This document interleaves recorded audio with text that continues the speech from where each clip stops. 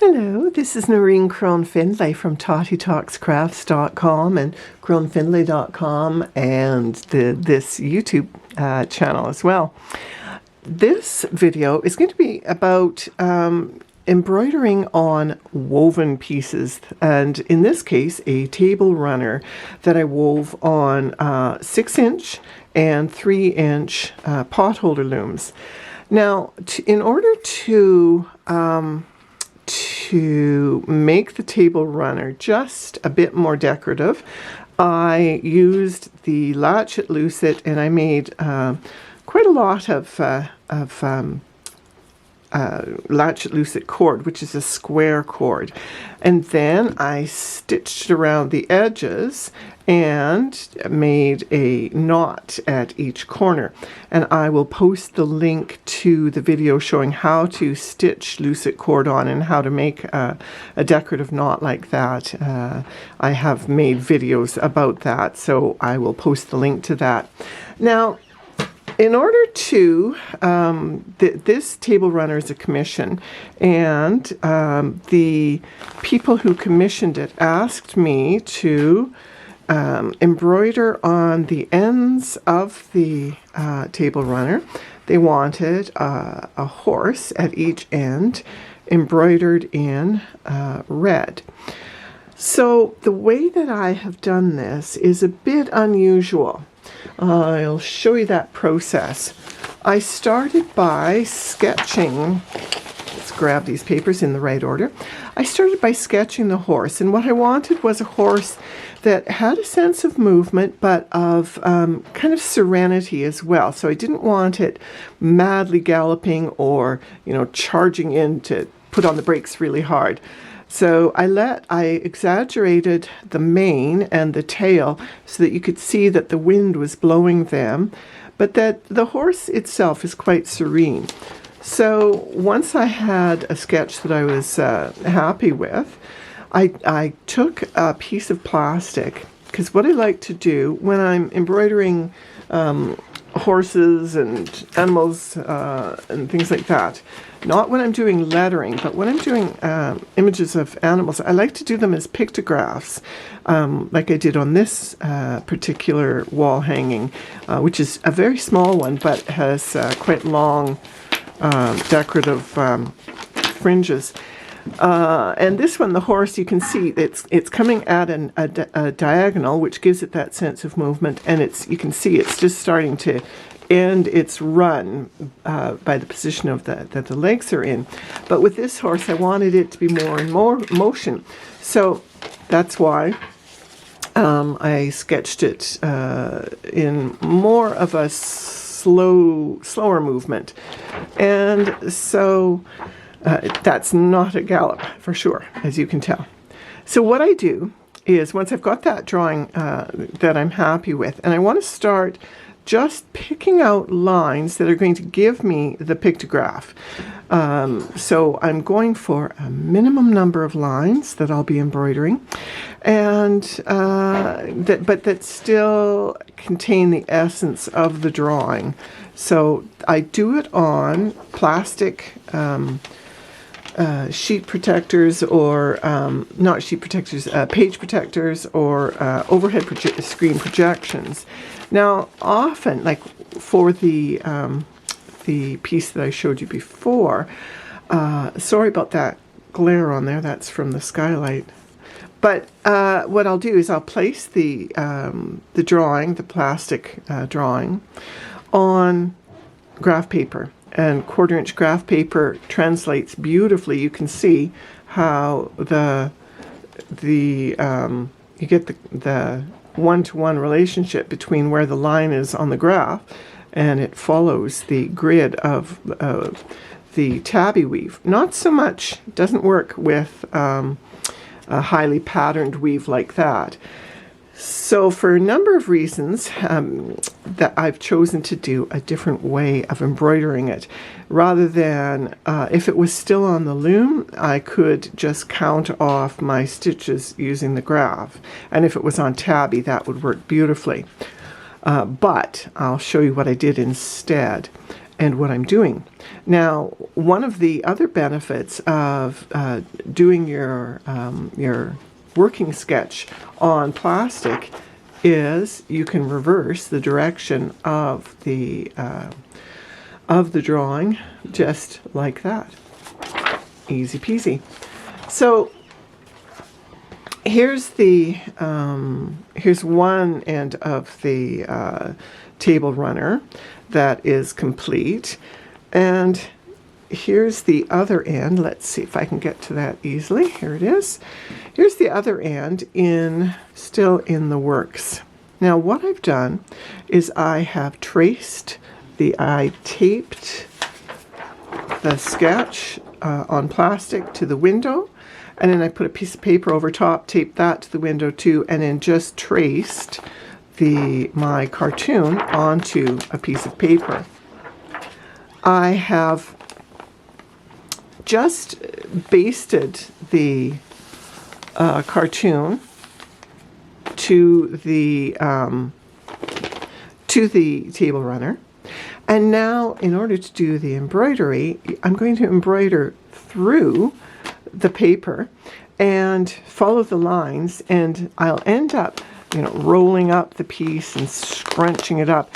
Otherwise, if I was working with a lighter, thinner fabric, I would take and I would push it down onto the potholder loom again, and use the potholder loom as an embroidery frame. But because this is so thick, I'm going to want to keep the ability to roll the fabric up as I'm embroidering, and so I'm not going to stick it on the frame.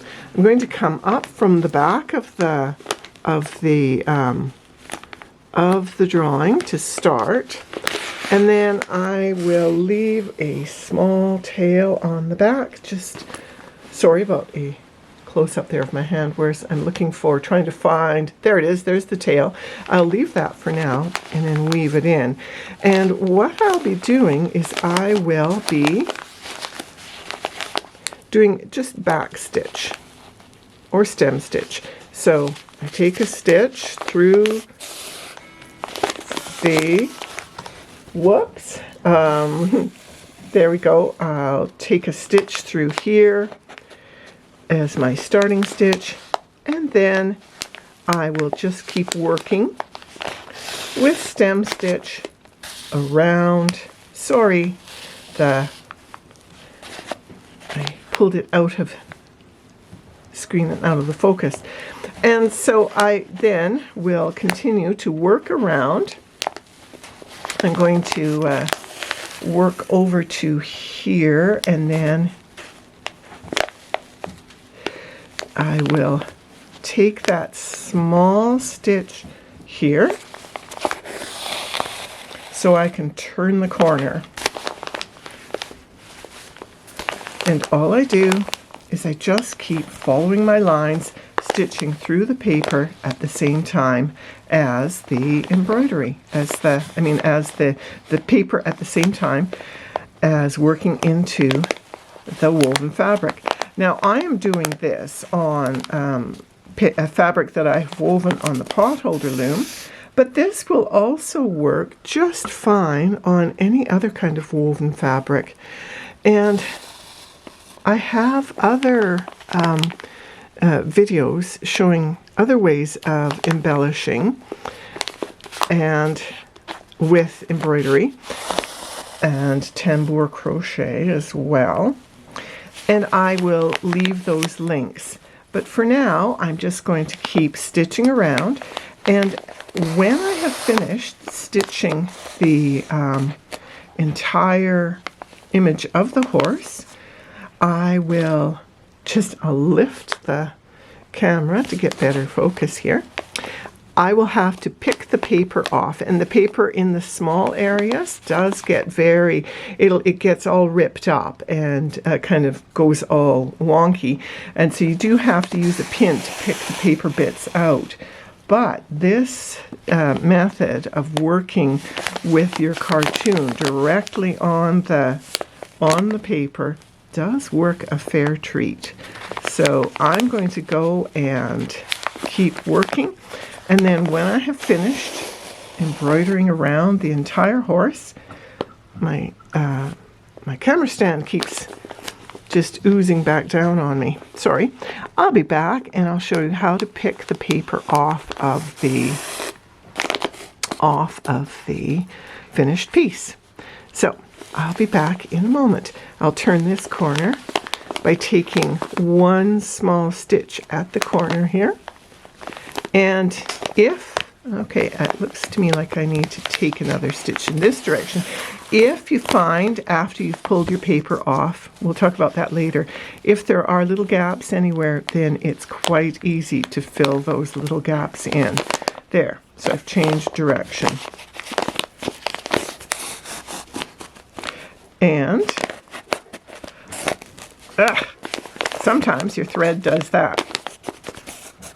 How uncooperative of it. But it's actually quite easy to do. And my silly camera stand keeps sliding down. Okay, sorry about the focus issues. It's a combination of the stand floating downwards and moving out of focus, and learning a new camera. So, i.e. Okay, off I go to finish the embroidery, and when I've got the embroidery completely done, I'll come back and show you how I pick the paper off, and if there's any gaps that I'm not happy with, I will fill those in. And there will be ends on the back of the embroidery, and I will show you how I finish those off.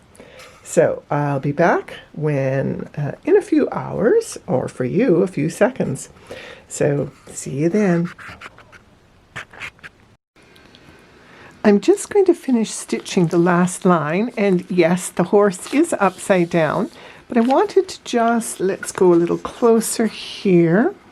I wanted to just go over with you again the running stitch that I'm using, also known as stem stitch. You come in and up and through and pull up, and then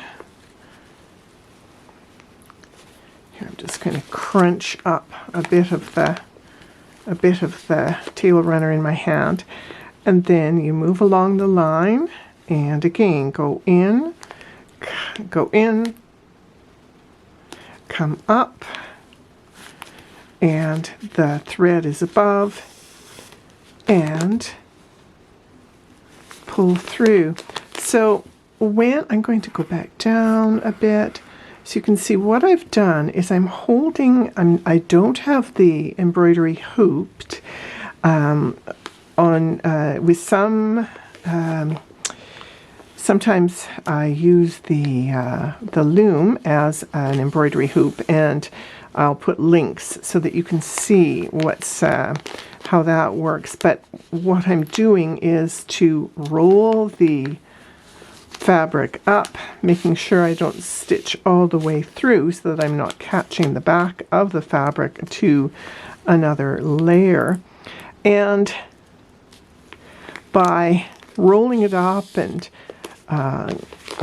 moving along where I'm stitching, and I absolutely, you can see I'm using I just realized I could have made a very rude gesture there unexpectedly and unintentionally. I absolutely do need to use a thimble because it's hard on the tip of your finger to push through when you're embroidering on thick wool like this is. Now I'm embroidering on woven fabric. But this same technique, I'm just going to squinch from the other because I have to turn to work from a convenient angle. This same technique works beautifully on knitted fabrics and also crocheted fabric as well. So it's not just, this technique is not just for wovens.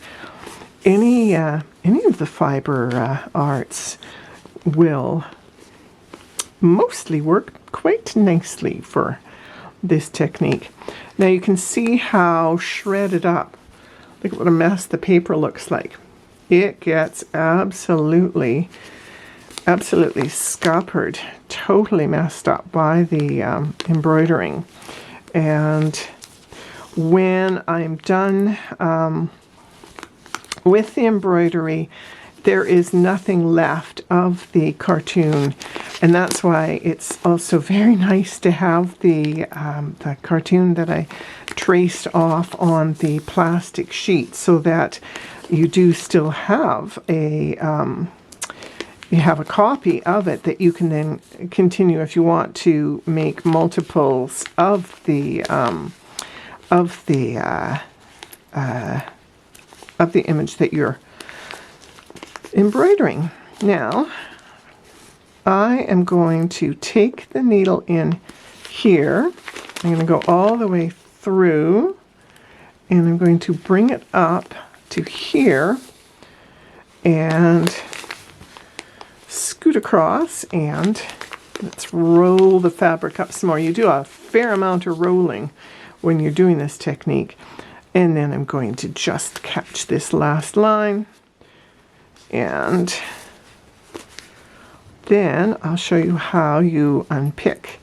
And I have found that there's always little glitchy bits that you need to go back in.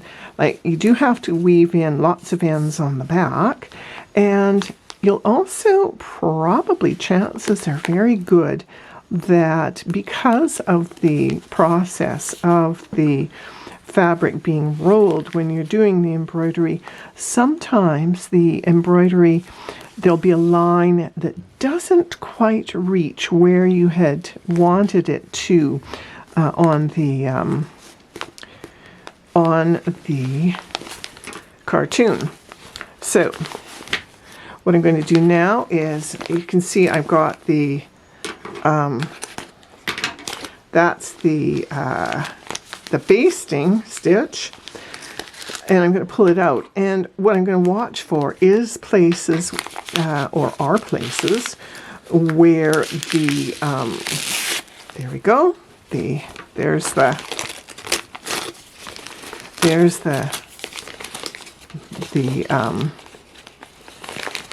original tack down line of stitchery is out, and I pull away the bigger pieces, push down to hold the embroidery in place, and get rid of as much, let's go down closer, get rid of as much of the paper as I can. And I also decided that I'm going to, for the horse's eyes, I'm going to go in and stitch a small black bead in for the eye. Now, in places like the leg, I'm going to have to, and the nose and parts of the mane, you can see that the paper isn't coming out with a whole lot of ease. And so what I'm going to do is I will use a needle to pick away at the paper, just to lift it as much as possible. See, I sort of stroke the paper, and that will usually pull away the little bits. And here I'll do the same thing, and you can see a little tiny snippet of paper there, and out it comes. Just going to see how the nose turned out. It's a bit of a revelation when you pull the paper away to see how much correction you'll need to do, because there are times when I do this and it's like, whoop, I missed a little bit or a lot, and you just simply make a correction. This is embroidery, this is art, this is not brain surgery, so you can go back in and fix it, and all shall be well. So you see how the paper has to just come away in bits and fragments. And eventually, you'll be able to clear it all away. So I'm not going to keep, it's looking pretty good. It's looking like I might put another line, another bit of a line here. And I'm going to finish pulling the paper off later, but I won't inflict that on you. And what I'm going to do is just go to the back here, and you can see lots and lots and lots of ends sticking out. And so I'll thread those into my needle, and I'll weave them in so that they're hidden in the back of the weaving. So you can see the back of the first one. It looked just like the second one, but I've woven all those ends in. And eventually, both ends will have the finished drawings on them, and all the bits of paper will go into the fire or the trash or the recycling. And both ends of the table runner will have lovely running horses on them. So I'm going to just go and finish up all the bits of this and that I need to do to finish it. And then I'll come back and show you the runner when it's all done. And here's the table runner done. At this point, it's running along a small table, but it's actually, I made it for a larger table. It's 65 inches long. So there, that's how you can do one kind of embroidery on woven, knitted, or crocheted fabric. So happy embroidering, happy weaving, happy crocheting, happy knitting, and most of all, happy embellishing to make it each and every piece truly your own. So be well, be safe, take good care. Talk to you soon. Big hugs.